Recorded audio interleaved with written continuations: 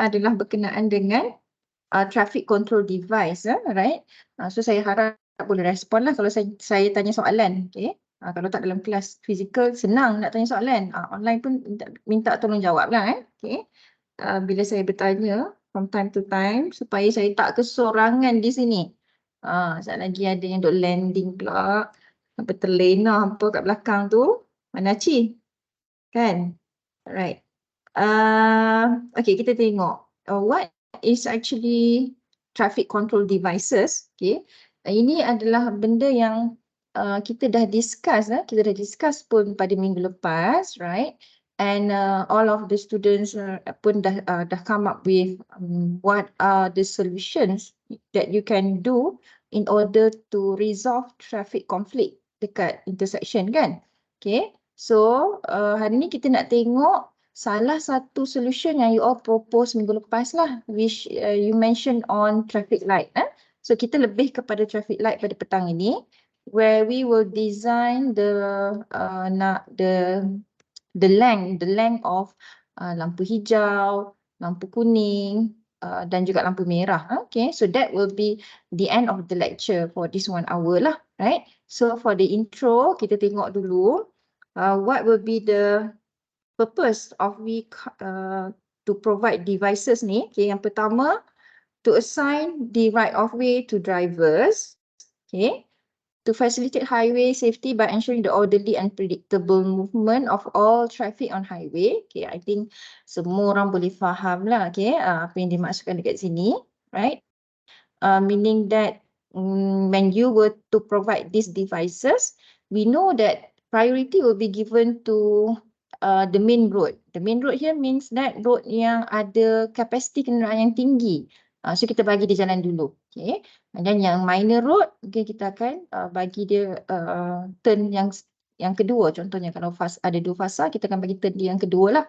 Kalau utama yang pertama, turn tu kita bagi kepada major road, right? Untuk apa? Untuk pastikan safety. Okay. Tak ada hazard, tak berlakunya accident di tengah-tengah intersection tu.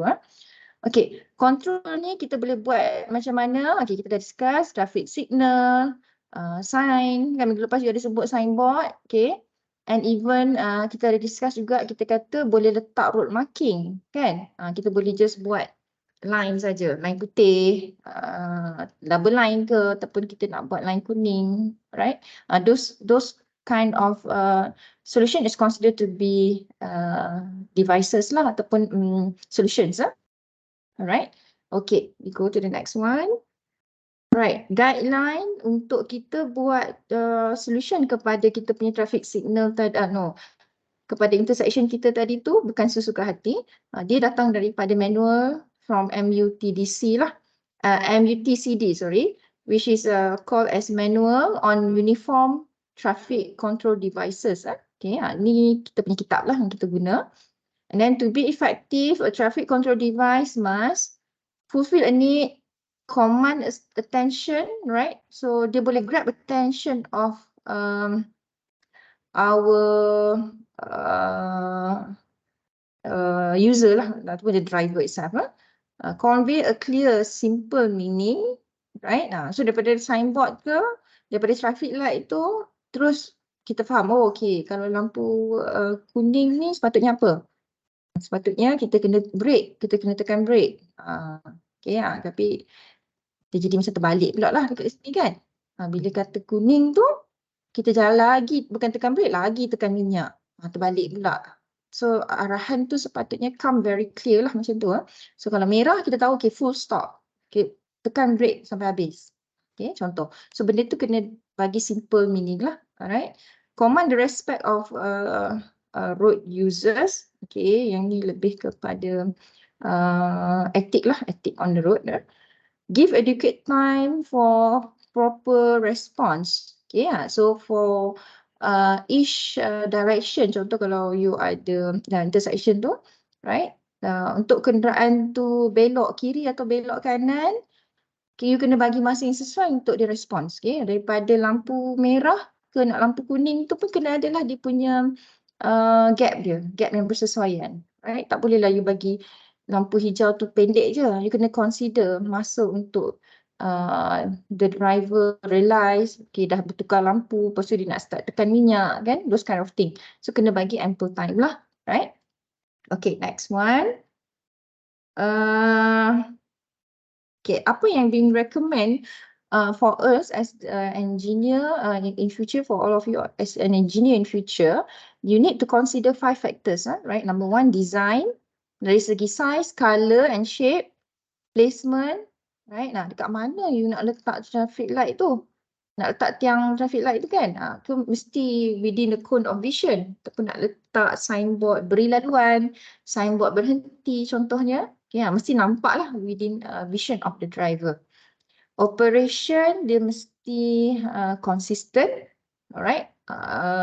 Tak adalah tiba-tiba lalu dekat kawasan tu, traffic light tak menyala pula rosak contohnya. Okay, kena consistent lah throughout the day or let's say throughout the week or the months, for example. Okay, maintenance, regularly maintain. Okay, so this especially on when we were to choose traffic light lah. Bila kita pilih traffic light as one of the solution to solve conflict, kita tahu yang traffic light ni perlu regular maintenance. Okay, compare to roundabout contohnya. Okay, kalau kita buat roundabout mungkin maintenance tak akan berlaku kerap seperti mana kita buat untuk traffic light lah. Okay, uniformity, similar device. Okay, contoh kalau kita kata roundabout tu mestilah bentuk bulat dekat tengah tu.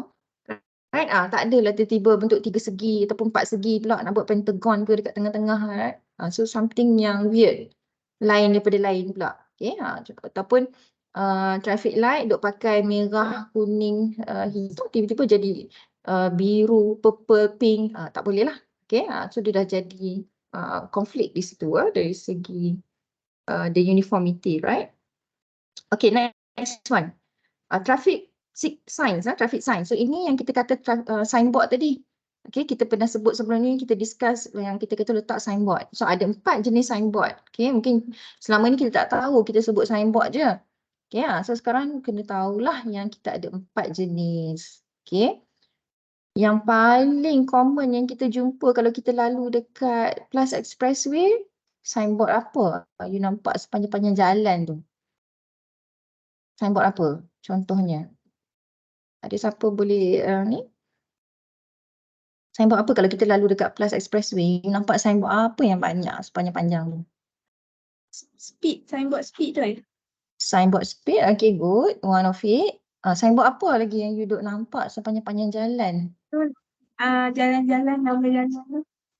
Okay. Jalan-jalan? Sorry? Macam dia nama jalan 5 kilometer lagi. Dia maksudnya dia bagi info kat kita lah kan. Berapa kilometer lagi kan. Contoh Ipoh lagi 200 kilometer. Kuala Lumpur lagi 400 kilometer. Contoh kan. Macam tu maksud Adriana, right? Good. Okay, so kita ada banyak jenis. So contoh yang tadi Adriana sebut tu, dia bagi information, right? So kat sini kita ada C, guide or informational signs. So dia bagi direction kepada driver lah. Okay, ataupun contohnya ada signboard yang nampak contoh ada kawasan attraction macam apa? Nak pergi Cameron Highland ke, kalau kan sepanjang expressway tu ada kan, nak keluar ke Cameron Highland, nak keluar ke Zoo Taiping, perasan? Ada kan signboard-signboard tu? And you all perasan tak warna dia warna apa kalau signboard yang tourist attraction punya tempat ni? Warna dia sama ke macam information punya signboard? Warna hijau tu. Sama tak? Hijau putih. Kalau untuk kawasan-kawasan. Sama tak? Ilham kata apa? Adriana kata tak perasan. Tak sama. Tak sama. Warna apa yang you all perasan? Kalau yang ada kata Zoo Taiping, Cameron Highland. Dia warna kokot. Biru Kokot. Saya tak pasal meja, saya tidur. Nampak kereta. Safia saya percaya. Lena je sepanjang jalan kan. Dia kata dia tak perasan apa pun dia tak nampak. Dia tahu celik mata dah sampai. Betul Safia? Okay, betul lah tadi tu. So lepas ni celik mata tau. Naik Plus Expressway tu jangan pejam. Tengok menikmati signboard yang ada dekat atas Plus Expressway tu nah. Okay. Macam Ilham kata tadi, apa tu? Tengok gunung. Saya tengok gunung. Tengok gunung kanan kiri kanan boring je lah Lena. Okay, so macam Ilham kata tadi betul lah, dia warna macam koko sikit kan. Itu bezanya, beza bila kita kata dia nak bagi information berkenaan apa, berkenaan tourist attraction. Dia tukar warna sikit lah dia punya signboard tu. So tak semua sama, okay. So kalau yang macam tadi bagi tahu berapa kilometer lagi tu, dia kan warna hijau, putih macam tu normally ya. Okay, right. And then tadi kawan ada sebut juga kata apa tadi kita kata tu speed kan. Speed tu lebih kepada regulatory sign lah. Regulation, rules dia. Okay. And then kita ada warning sign. Kalau tiba-tiba tu ada construction kat depan, you kan nampak lah warning sign. Right. Directional sign. Okay. High speed highway use at interchange. Ini biasanya bila kita nak keluar daripada RAM lah, nak keluar daripada RAM, daripada high speed highway, kita nak masuk ke satu kawasan, dia akan direct kita. Okay, so that will be 4 types of signboard yang kita ada. Okay, next one, intersection control. Okay, di sini kita ada signboard tadi, okay, yield sign ataupun give way sign, right, beri laluan. Signboard beri laluan ni bukan dekat Malaysia gambar ni, okay. Sepatutnya kalau kita lain beri laluan di situ. So all driver on approaches are required to slow down and yield the right of way to all conflicting vehicles at the intersection, right. So kita kena stop dan tengok, okay, mana yang jalan dulu, mana yang tengah bergerak, kita kena berhenti. Bagi laluan dulu kepada yang tengah bergerak lah, okay. Stopping are not mandatory, placed on minor road approaches. So kawasan yang kita letak beri laluan ni biasanya dia bukan kata wajib berhenti. Sebab tu kita kata beri laluan, right? Biasanya dia minor je. Dia tak mengganggu main traffic yang laluan di laluan utama tu lah. Sebab tu kita letak beri laluan dekat tempat dia. Okay. Okay, next one. Stop sign. Ini sign berhenti ya. Use when an approaching vehicle is required to stop before entering the intersection. Ini wajib berhenti. Okay, sebab apa? Sebab mungkin laluan yang kita kata 90 degree dengan dia tu, yang bertentangan dengan dia tu, banyak kenderaan lalu. So dia tak boleh beri laluan je lah, dia kata kena berhenti. Okay. And this should not be used at signalized intersection or on true roadway of expressway. Signboard berhenti ni tak boleh letak di kawasan yang ada traffic light. Nanti kalau kita letak dekat kawasan traffic light, dia dah konflik, dia dah contradict antara dua tu. Traffic light kata hijau, signboard tu duduk berhenti sepanjang masa, kan? Tak boleh lah. Okay, and satu lagi dekat true roadway. Okay, kawasan yang memang kita tahu dia punya capacity, dia punya level of service dia bagus, dia punya speed dia tinggi, laju, kita tak akan letak berhenti lah. Okay, may be used on minor road, intersect a major road. Right, ini memang betul lah, kita kena letak dekat minor road saja selalunya. Okay, untuk yang ni sebab dia kena berhenti di situ sebab major road tu banyak kenderaan. Okay, unsignalized intersection, okay, high speed, restricted view and serious crashes. Okay, mungkin bila you nak belok ke sesuatu persimpangan tu mungkin terlindung sikit. So you kena bagi arahan suruh kenderaan tu berhenti dulu. Dia tak boleh terus jalan je. Okay, and di situ berlaku banyak kemalangan lah. Okay, right. Next one. Okay, selain daripada kita letak signboard, kita boleh letak channel juga. So ni channel kita dah discuss minggu lepas juga. Channel yang kita letak dekat tengah-tengah macam island tu, right? Dekat jalan, contoh saya lukis minggu lepas yang dekat Simpang 3 tu kan. So this is the channel lah. Okay, yang mana satu channel tu you boleh tengok dekat tengah ni. Yang tengah ni. Hitam pula, saya tukar lah colour sekejap ni. Merah. So yang tengah-tengah tu channel dia lah. Okay, tengah-tengah tu channel, right? Traffic flow at intersection to definite path, directed into infinite path by island and marking. So dia boleh jadi island ataupun road marking saja. Right? More efficient. Okay, all junction must be provided with island and marking. Dia sangat bagus lah. kita letak island and marking ni. Okay. Right, next one. Channelization. So what does it mean by channel? AASHTO, American Association of Society, tak ingat. Highway and Traffic Organization. Okay, ini define that separation of conflicting traffic movement into definite paths. Right, so kita membahagikan konflik yang ada di intersection tu kepada laluan dia yang tersendiri lah, yang tetap. Okay, by providing traffic island. So dia dah merahkan kat situ, traffic island or pavement marking.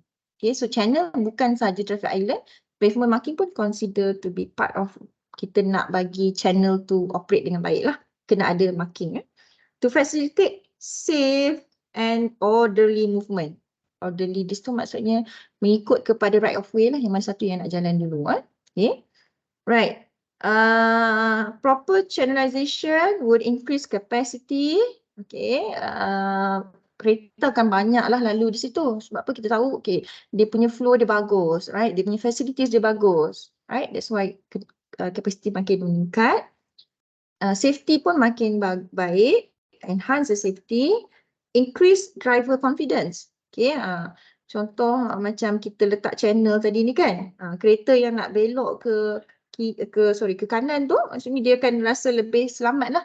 Ada divider, kita sebut divider lah kalau bahasa yang kita bahasa pasar ni kita kata divider. So kita rasa lebih selamat, kita berhenti di situ.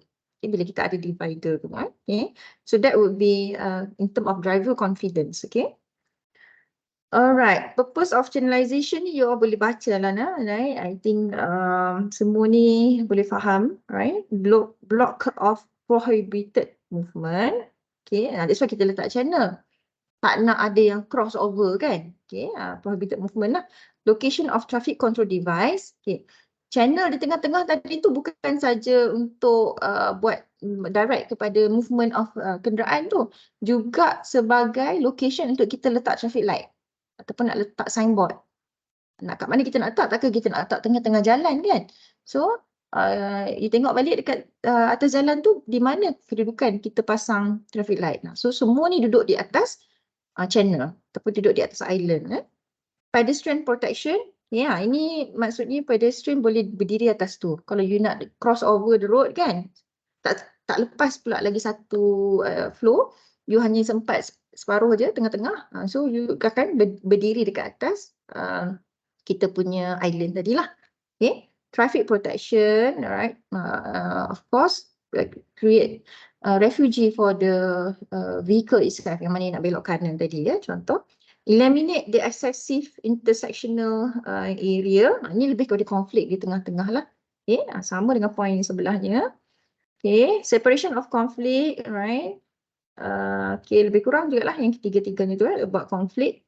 Control of speed, right. Kita boleh slow down the speed of vehicle instead of kita akan go through dengan high speed, kita akan start to slow down. So kita dah nampak ada road marking, kita dah nampak ada channel kat depan tu, kita akan slow down. Okay, ada island kat depan contohnya. Right, okay, so boleh baca. Okay, satu-satu ni lah yang ada. Alright, so this is showing you the effect of without channel and with channel. Okay, so yang atas tu A gambar sebelah kiri dan B gambar sebelah kiri tu, dua-dua tu tak ada channel, tak ada island, tak ada road marking. Okay, yang sebelah kanan tu ada channel. So apa you tengok di situ bezanya, kita boleh nampak yang kawasan tengah-tengah ni. Alright, tengah-tengah ni compare dengan yang sebelah kiri ni, nampak dia makin kecil kan? Okay, so it tells us that when we provide channel, the area of conflict will get to be reduced. Right, itu fungsi utama channel lah.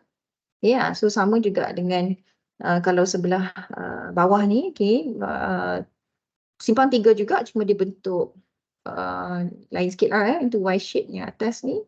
Ini landscape. Okay, so kalau kita tengok di situ, dia provide channel. Okay, untuk kereta yang nak belok kanan, lebih selamat lah. Kereta yang nak belok kanan ni dia lebih selamat. Dia ada dia punya laluan dia yang sendiri. So ni ada dia punya laluan dia yang tersendiri. Alright. Yeah, so that is about what is good on channel. Okay.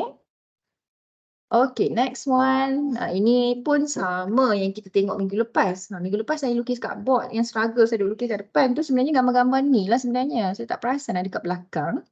Okay. So you boleh tengok lah sendiri lah. Channelization at 4 late intersection and channelization at T intersection. So ini maksudnya channelization yang complete lah. Complete tu maksudnya ada semua. Dia kata yang turn right, turn left pun dia kata semua sekali. Okay, lengkap lah di situ. So kalau kita tengok yang minggu lepas saya ada lukis untuk simpang 3 tu ada auxiliary lane dekat sini. Ataupun extra lane kan. Auxiliary lane tu inilah dia lebih sikit. Nampak kalau jalan itu macam dia lebarkan sikit. Right? Auxiliary lane. Okay, ini contohnya. Right? Ni sebelah kiri pula yang simpang 4. Okay. So kalau lah kata soalan minta you lukis T intersection with proper channelization, lukis gambar ni. Gambar sebelah kanan tu lah. Right? Dan kalau dia kata nak 4 late intersection with proper channelization, lukis gambar yang sebelah kiri ni pula. Okay. You kena tahulah nak kata apa. Okay. Right? So that is the channelization. Okay. Next one. Okay, kita masuk kepada traffic light dah. Okay, tadi kita tengok pasal signboard, kita tengok pasal channel, kita tengok pasal road marking. Okay, ni sekarang kita masuk kepada traffic light lah. Okay, so traffic light or traffic signal is installed at intersection because of some reasons. Okay, number one, control movement of vehicular and pedestrian traffic.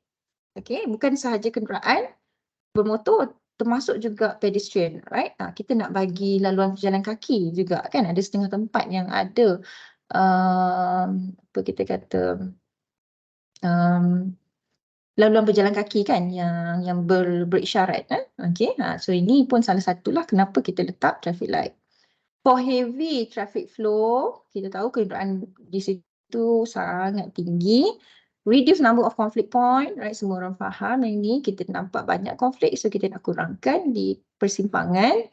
And to improve overall safety. So apabila kita cakap tentang traffic control device, you kena letaklah point on safety. Itu paling utama, mesti ada, tak boleh tinggal. Okay. Alright. Okay, kat sini. Slide ni dia ada tunjuk dekat kita 3 jenis traffic light. 3 jenis traffic light, right? Okay, saya tanya dekat you all sekarang. Kalau dekat side, dekat luar, atas jalan tu kan, you nampak ada berapa jenis traffic light? Yang setakat yang you duk observe lah, ataupun you duk bawa kereta, ataupun you jadi passenger. Kan? Berapa traffic light? Berapa jenis? Ada yang nampak 3 ke?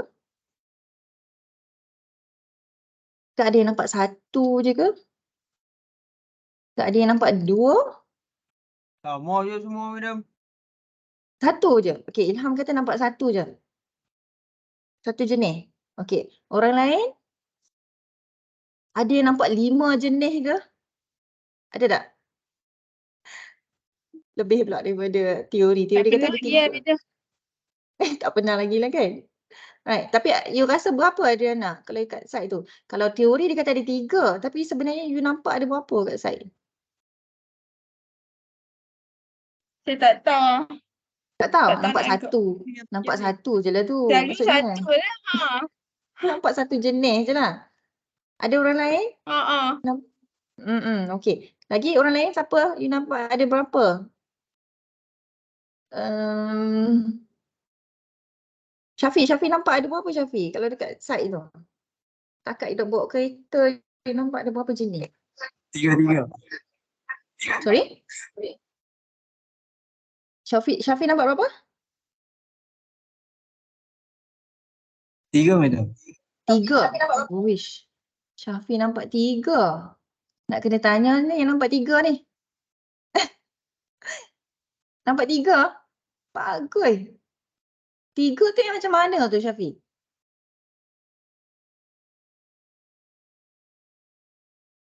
Saya terus terang saya tak nampak 3. Syafiq boleh nampak 3? Oh, ingat nampak motor, madam. Silap. Ha? Satu-satu madam. Satu. Kalau tengok teori memanglah 3. Masalahnya saya kata bila you observe on site tu betul-betul you tengok sini you bawa kereta you rasa dia bukan apa jenis traffic light ni. Okay. Semua duk kata satu kan. Okay. Yang pertama yang you nampak tu yang ada nombor ke tak ada nombor? Yang ada lampu saja tanpa nombor ke? Yang you duk nampak kebanyakan yang bernombor.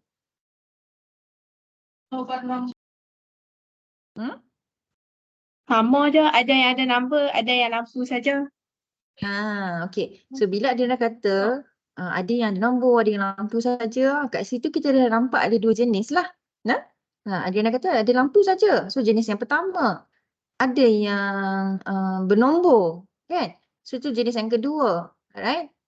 So now here yang sebenarnya di sini dia ada 3 jenis lah. Okay, memang saya pun tak nampak siapa pun yang tak belajar pasal engineering, pasal macam mana nak buat calculation traffic light ni, dia takkan tahu sampai 3 lah. Okay, kebanyakannya orang akan kata satu jenis je.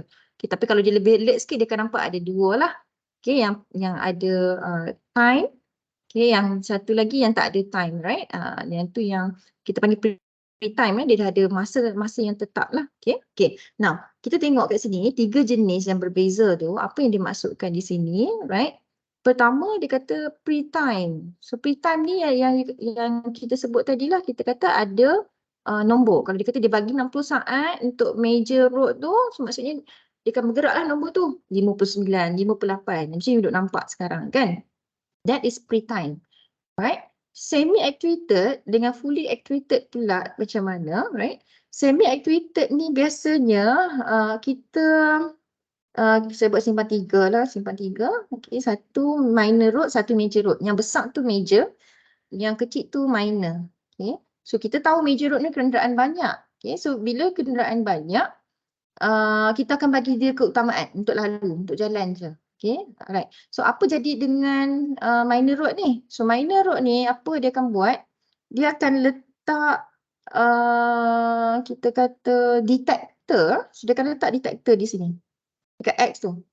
Dia akan letak detector. Okay. So kalau you perasan detector dekat atas jalan tu, okay, kalau you bawa kereta dia ada loop. You nampak dia macam birit the road. Loop macam tu. Dekat depan-depan sekali. Kalau kereta you jadi orang pertama dekat traffic signal tu, you akan nampak macam satu box yang dia birit. Kan, bekas dia dah korek lah jalan tu kan. So itu di mana dia letak detector. Dia letak detector, okay. So detector ni berfungsi sebagai apa kalau untuk semi-actuated tu. Okay, contoh jalan yang saya lukis ni. Dia berfungsi bila ada kereta lalu kat sini. Ada kereta lalu. Bila ada kereta lalu, barulah major road ni dia terminate. Barulah dia terminate. Maksudnya kereta kat sini tak boleh jalan. Dia akan keluar lampu merah dekat major road ni. So dia kena stop lah kat sini. Dia kena stop. Right? So dia akan once dia detect ada kenderaan dekat minor road, baru dia akan bagi minor road tu lampu hijau. Baru dia boleh bergerak. Tapi kalau kata tak ada kenderaan dekat minor road tu, sepanjang-panjang masa tu lah major road saja yang akan bergerak. Dia faham?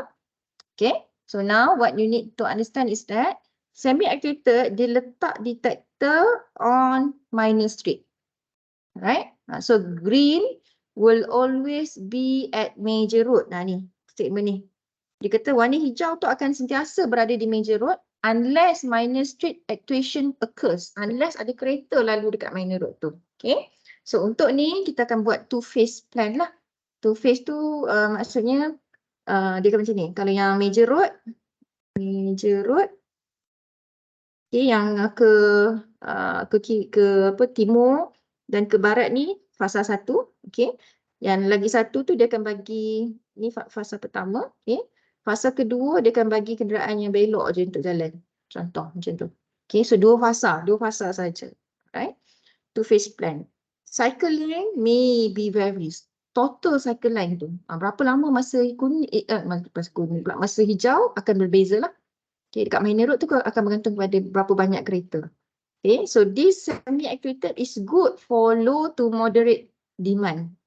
Low to moderate demand, right? Okay. Kita tengok yang fully actuated. Tak mau tengok free time lagi Kita tengok yang fully actuated. Apa yang dia maksudkan dengan fully actuated? Jenuh pula saya nak padam ni. Alah, lambat.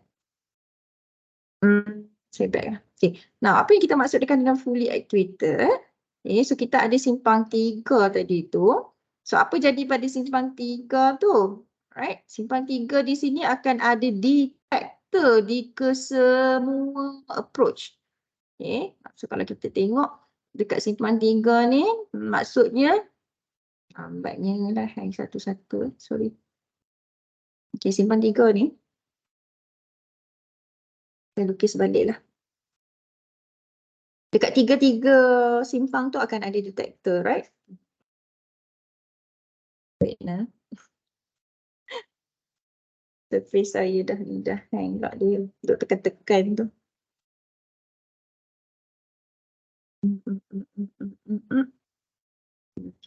Okay. So here, kita ada simpang 3. Okay. So kita akan letak detektor dekat semua laluan lah. Okay. Dekat sini ada detektor. Dekat sini pun ada detektor. Alright. Dekat sini pun ada detektor.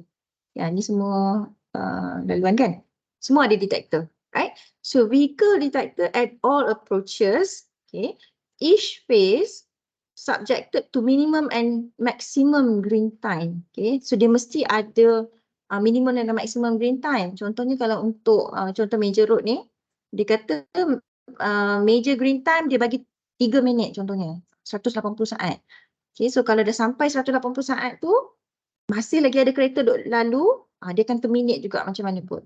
Terpaksa terminate. Sebab apa? Sebab jalan ni, yang fully actuated ni, jalan yang ada banyak kenderaan. Dekat minor approach pun banyak kereta, dekat major approach pun banyak kereta. Kalau you tak terminate by 180 second tu, kereta yang daripada minor road ni, alahai kesiannya tak boleh keluar. Duklah tunggu kat situ kan. So kita kena ada minimum and maximum green time lah.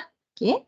Some phase may skip if no demand. Okay. Contoh, kereta daripada kiri ni tak banyak. Contohnya daripada sini kan. Tak banyak kereta at that time. So tak adalah lampu tu takkan menyala hijau lah. Sebab kereta tak sentuh kepada ataupun tak pijak kepada detektor tu. Okay. Cycle line pun varies. Sama macam semi actuated. Dia akan berubah. Dia tak ada cycle line yang tetap. Termination of phase akan berlaku bila no actuation within specific time ataupun when maximum green time dah so dia akan terminate macam saya kata tadi lah. Kalau dia dah sampai 180 saat yang kita dah set maximum green time, dia akan stop.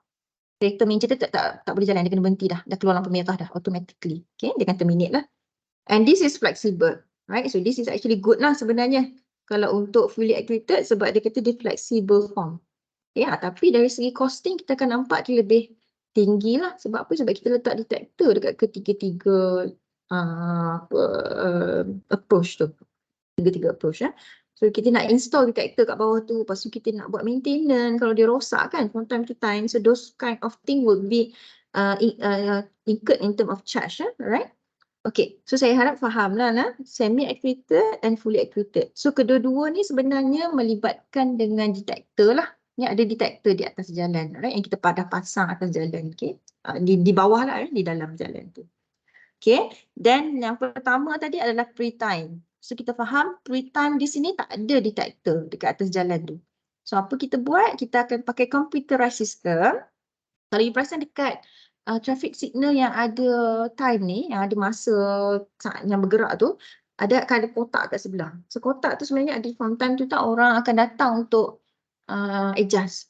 Dia adalah orang yang handle tu, dia tahulah macam ni nak mining system tu.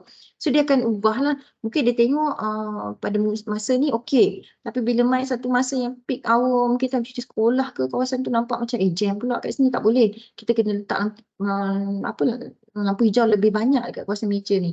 So dia boleh ubah lah. Okay, orang yang bertanggungjawab tu dia boleh pergi just reset balik dekat computerized system dekat on-site tu.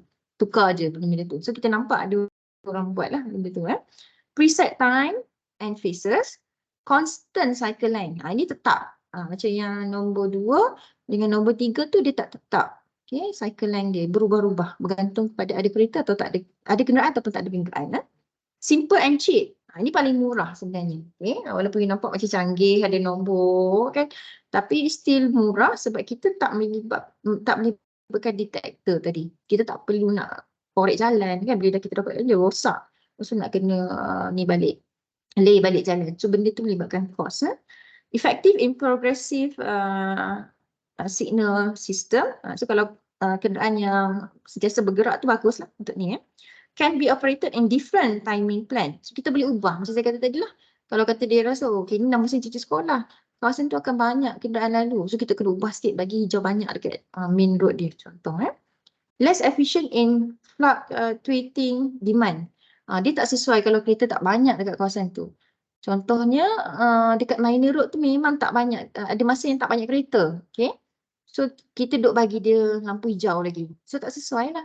Right? Dia tak boleh yang fluctuate. Dia kena yang kenderaan sentiasa ada je. Dia tak kira masa off peak hour ke peak hour ke. Memang ada kenderaan saja lalu di situ. Tapi kalau dia tak ada kenderaan lalu dekat minor road, di situ tak sesuai kita letak peak time. Kan? Okay. Boleh? Harap faham. Okay. Several advantages and disadvantages of traffic light. Okay. Kebaikan dia kita tahulah. You pun boleh tengok di sini ni boleh faham. Provide orderly traffic movement. Okay. Memberi order, memberi keutamaan kepada siapa yang sepatutnya dululah. Reduce frequency of certain accident. Right angle and pedestrian. Right. Dari segi safety. And number 3, used to interrupt heavy traffic at interval to allow other traffic to go or stop. Ini macam tadi, major road tu. Major road tu kalau kita tak letak traffic light, sampai bila lah orang yang dekat minor road tu, dia tak boleh nak bergerak. Asal nak keluar sikit, tak boleh. Nak keluar tak boleh. Duduklah kat situ kan. Lagi-lagi kalau yang baru dapat lesen. Minggu lepas dapat lesen, minggu ni nak bawa kereta. Jumpa pula simpang yang nak kena cross sampai 3 lane kan. Saya rasa tak lepas-lepas dia duduk kat situ. Right? So apa kita buat? Kita bantu driver macam ni, kita letak traffic light. Okay. Right. Keburukan dia, dia boleh menyebabkan delay. Kita letak traffic light nampak macam baik. Tapi ada masa dia menyebabkan delay. Bila off peak hour lah. Macam tadi bila dia letak pre-time. Dia tetapkan dah masa. Ada kereta tak ada kereta, jalan minor tu mesti kena bagi jalan selepas berapa minit. Tapi tak ada kereta. So dia delay lah orang akan, kita tak ada tapi duk hijau lagi jalan tu. Orang akan marah sebab dia delay. Accident frequency may increase. Ini sebab apa? Sebab kita duk kejar lampu merah. Kita akan start untuk langgar buntut kereta depan. So that is red and accident lah. Okay. And you will have these red runners. Tu berkaitan dengan attitude lah. More to attitude. Okay, sekejap kita take a break sebab tengah azan pun. Sekejap lagi saya sambung ini untuk calculation terus. Okay, madam. Right.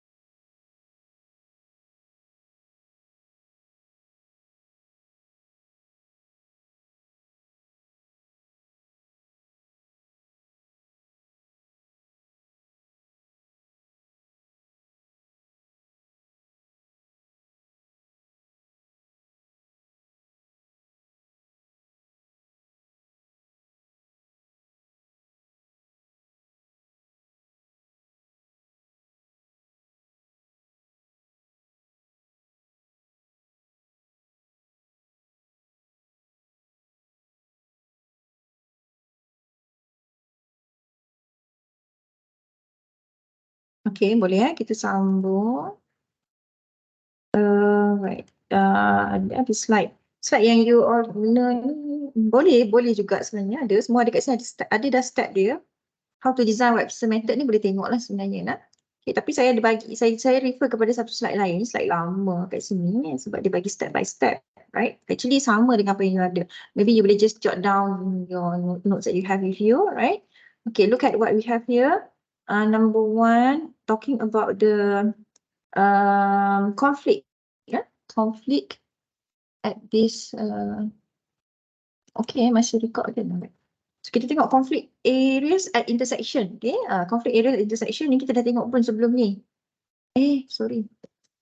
Saya kena share yang ni. Silap. Saya ada satu slide lain. Satu slide lain. Saya nak share slide lain. Stop sharing. Stop sharing. So kita tengok. Share balik. Okay, saya share balik. Screen. Boleh share screen. I will share screen lah. Share screen here. Keluar tak? Belum.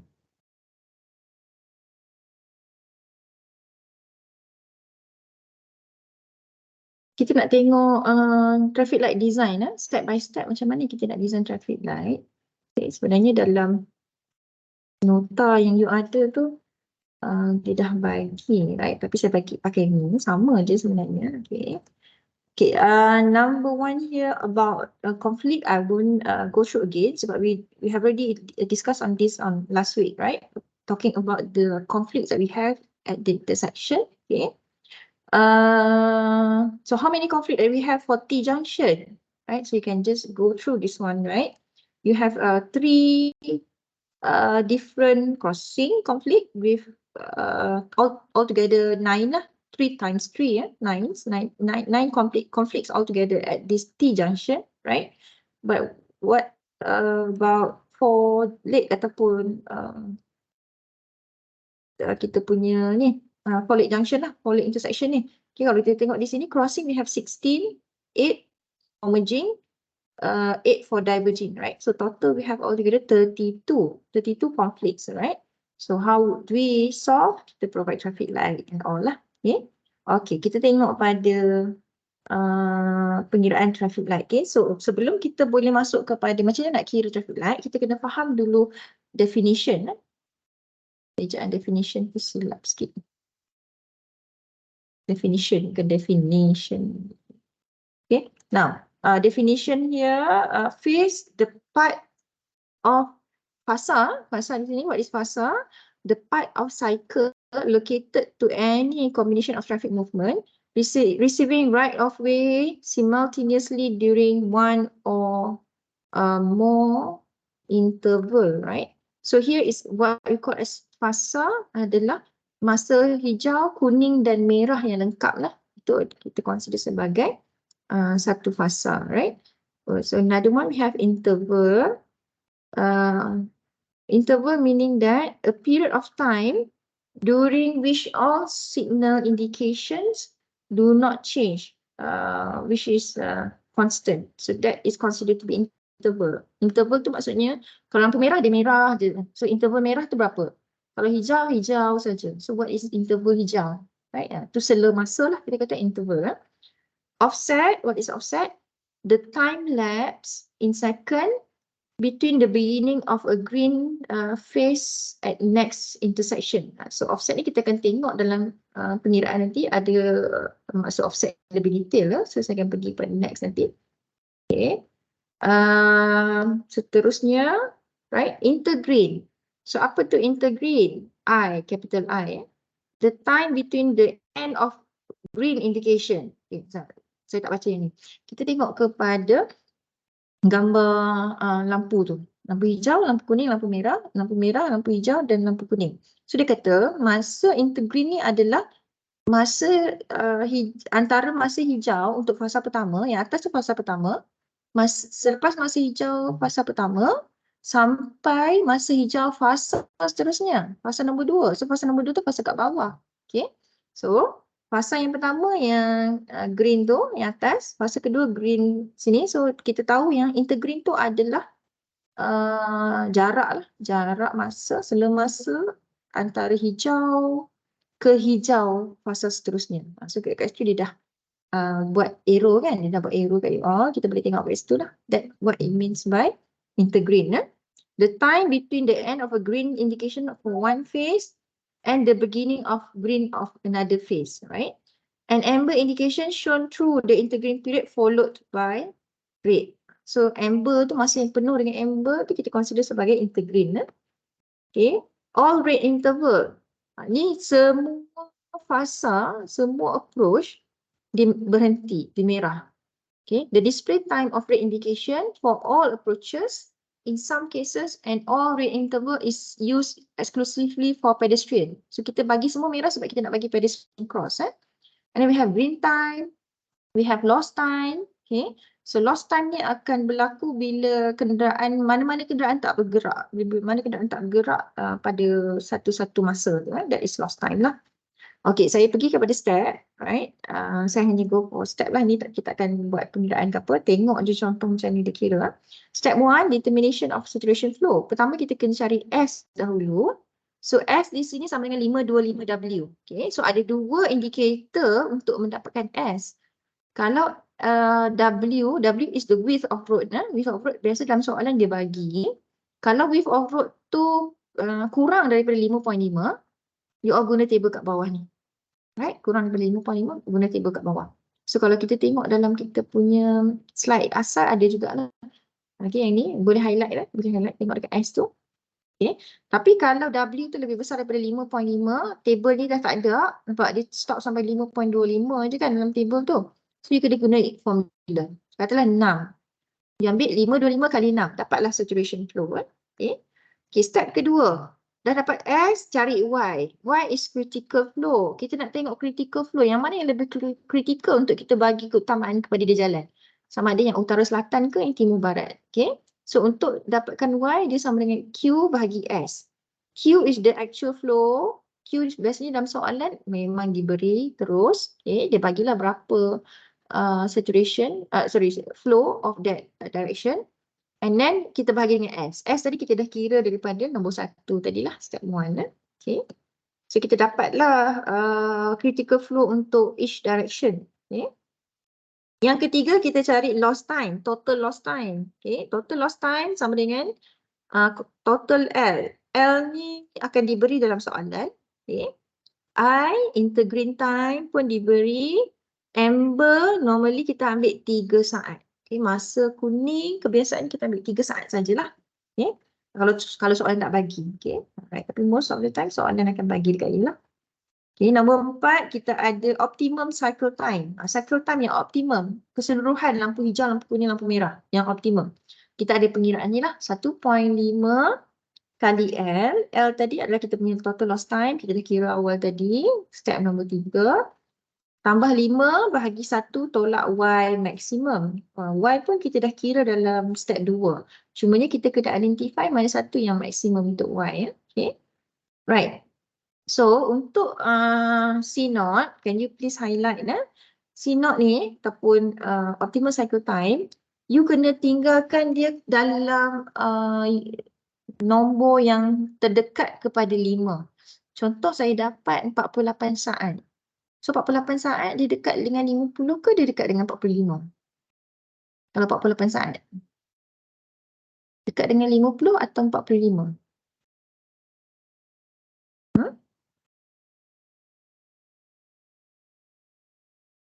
Hello? Masih di situ ke? B1, B2? 55. 48 dekat dengan 50 ke 45? 50. 50. Okay. So dia kata nearest to 5. 48 dekat dengan 50. So ambil 48. Dah bacaannya 48 tapi buat persamaan tu samakan dengan 50. Okay, jangan tinggal 48. Right?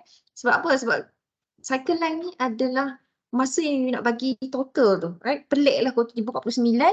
You bagi cycle line 49. Tak ada pun dekat side tu. Biasanya kita tengok 60 kan. Kita nampak nombor-nombor yang bulat yang cantik lah. Okay. Tak adalah tiba-tiba 51. Pelik lah. So kalau 51, Kita akan nearest to 5 lah, 50 contohnya. Okay, next.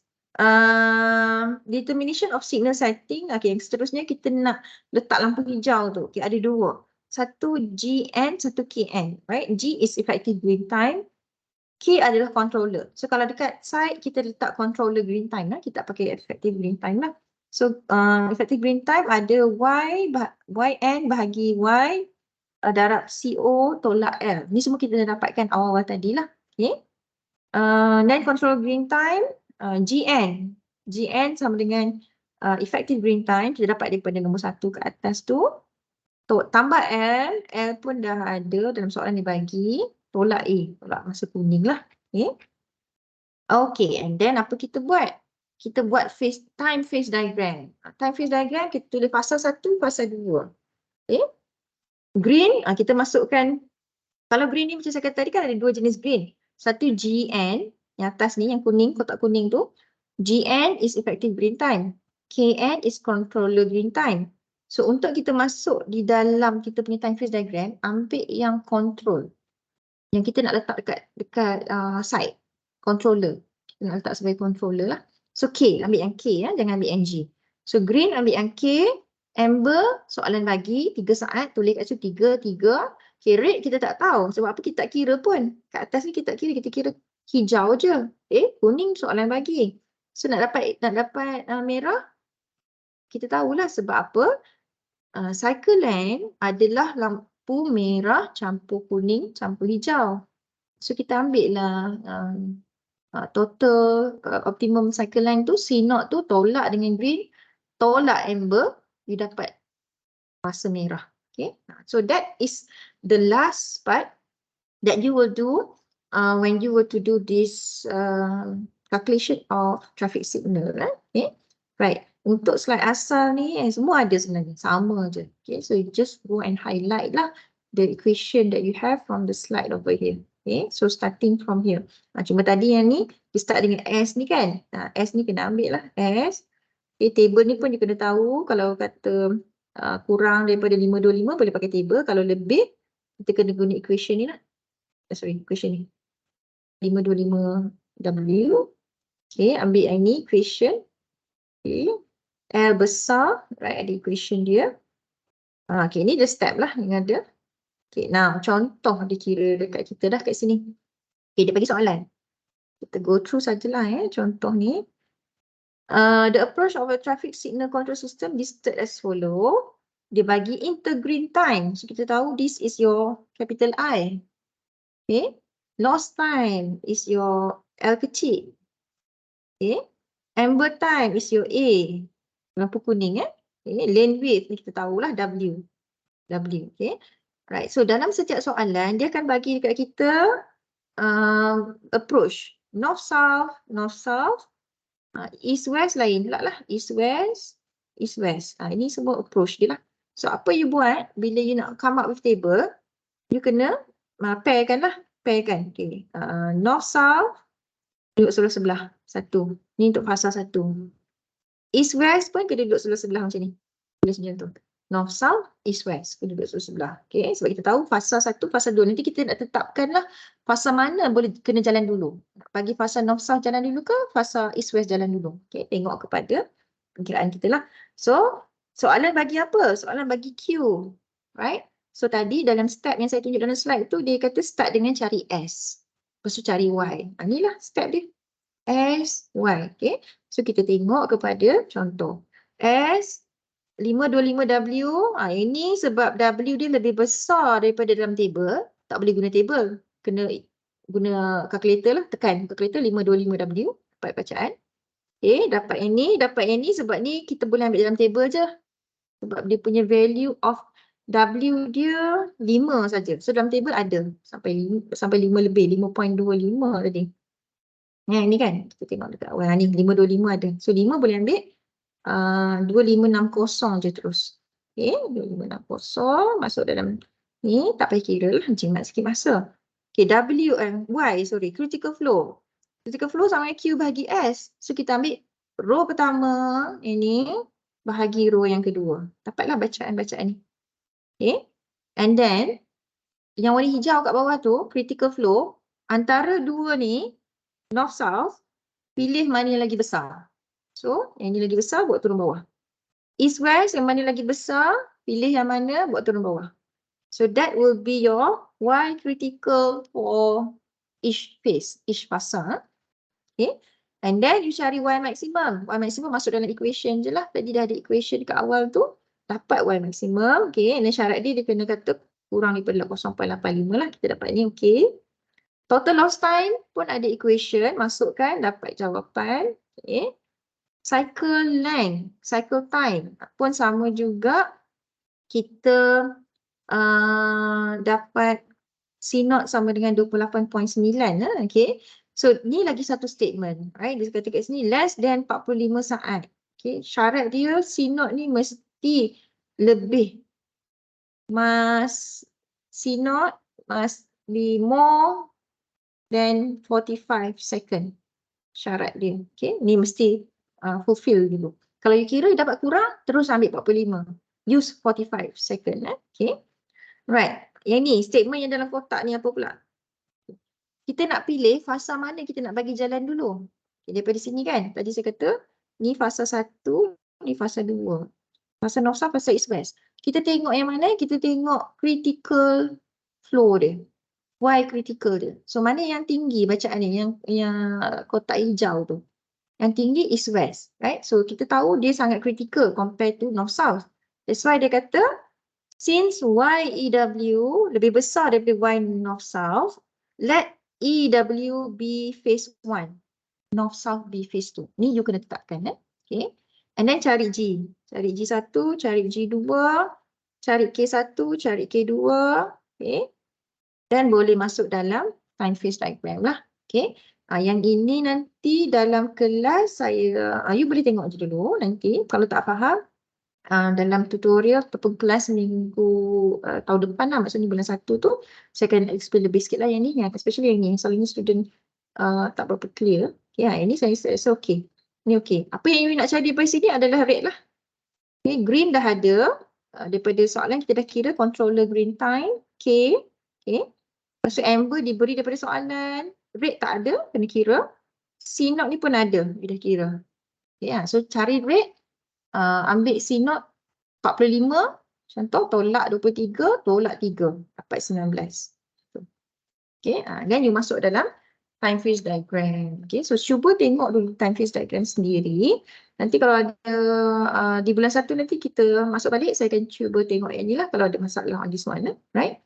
Okay, this is the how you draw the phase diagram lah. Sebab kita bagi keutamaan tadi kepada east-west dahulu, so kita akan lukis fasa 1 dahulu lah. East-west. Ini kita punya fasa 1. Okay. Fasa 1, okay, akan pergi terus dulu. Nampak yang dia highlight arrow ni. Okay. So, dia akan pergi terus dulu lah. Yang ni akan pergi terus dulu. Okay. Kiri atau kanan tu bergantung kepada bila tak ada kenderaan lah. Bila tak ada kenderaan, baru kita akan bagi yang seterusnya untuk jalan lah. Okay. So, ataupun kita akan buat by movement. Okay. By movement. Tapi fasa 1 adalah east-west.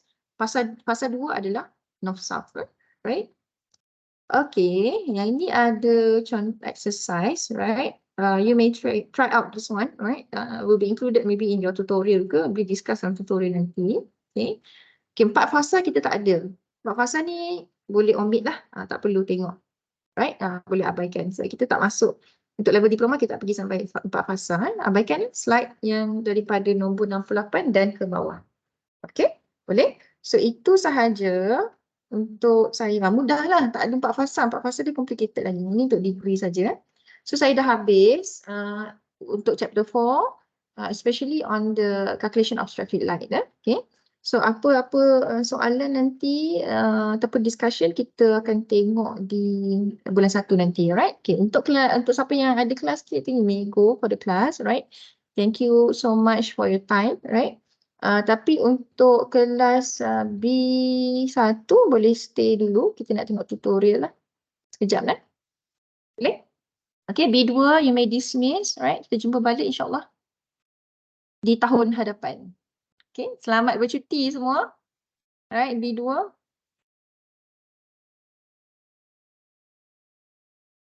Okay, thank you. Thank you, madam. Thank you, madam. B1 tunggu Thank start you, dah. madam. B1. Okay, sekejap saya nak end dulu. And Thank you, saya, madam. alright. Saya nak stop dulu. Stop record. Stop recording, okay. Wait.